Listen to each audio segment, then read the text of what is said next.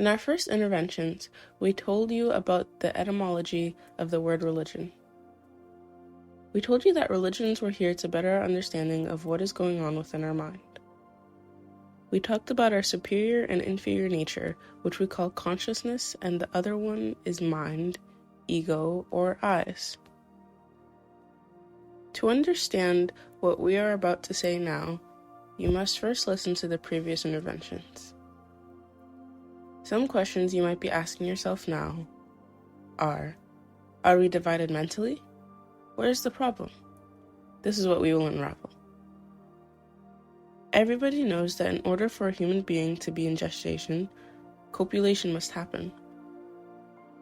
In the sperm, which contains about 400 million thousand spermatozoids, only one will penetrate the ovary to produce a cell. That cell will be divided in 2, then 4, etc.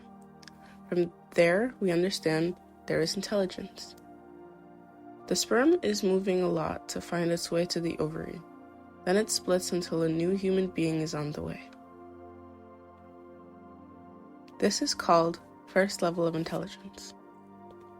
The unconsciousness, because life is acting. Everything just happens. An invisible power is working. It is like a tree. What makes it germinate, grow, and develop? What is underground, etc.? All these are examples of questions to reflect on.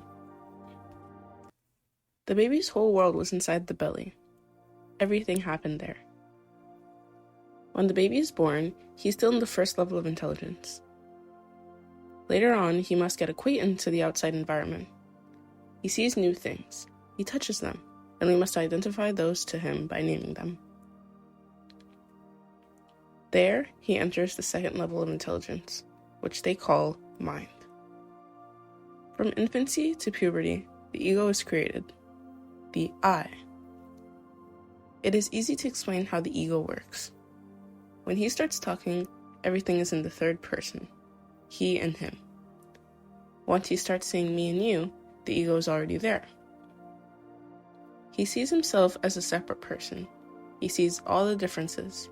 He begins to appropriate certain things to himself, and he becomes possessive. My chair, my toy, mine, my pen, mine. Other examples include he is so attached to his possessions without thinking about their value. Whatever it is, it might be a piece of wood. You can't take that away from him. If you do, he would get upset and throw tantrums. That kind of behavior is supposed to stop at puberty.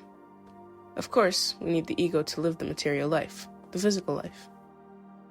We need a way to identify our environment. We need a way to qualify the material around us, and a way to distinguish one thing from another. Like a high chair, a small chair, a blue jacket, a red carpet, etc. The ego is not 100% negative, because we need it. But at puberty, the child has the knowledge he needs to control the environment. He should detach himself from it and use it as a tool. But this is not what he does. He identifies himself with every little thing in his possession. Teenagers may identify themselves with their phone. If they lose it, they feel as though they've lost their soul. They're ready to give up anything within for an object. Acknowledge what the youth is doing to possess material items such as a phone, a vehicle, etc. It's like their life depends on them. This is the end of their life. If they don't have a certain brand name, if they're not up to date, they may feel like they're not somebody. This is what they call identifying with the ego.